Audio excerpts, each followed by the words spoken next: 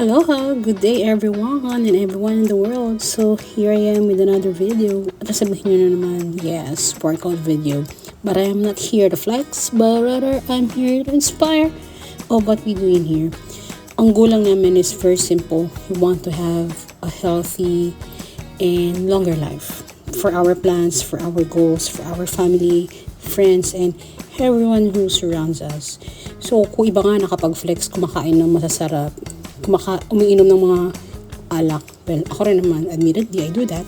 But, why umi-flex na nag-workout tayo while doing all those things that we love? Sometimes, ang hirap humanap ng time makapag-workout, especially with what we do. Ang dami namin ginagawa. But, whenever we have it, we dedicate our time, the focus, and the energy. And it's also our meditation. Baga parang mini-me time namin sa maliit naming mundo. And as you may see, magkaiba kami ng workout.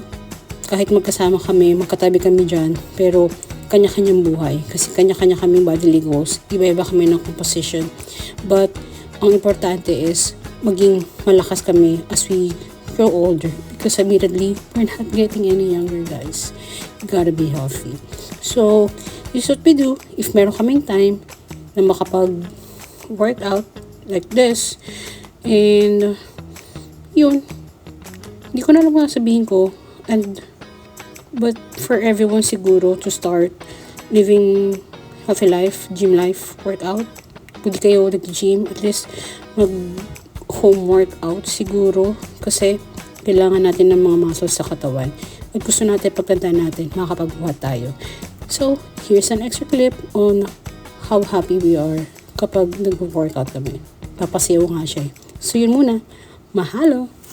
Postscript. Sa gym na nag-workout kami, would you believe there are more seniors rather than those who are in our age?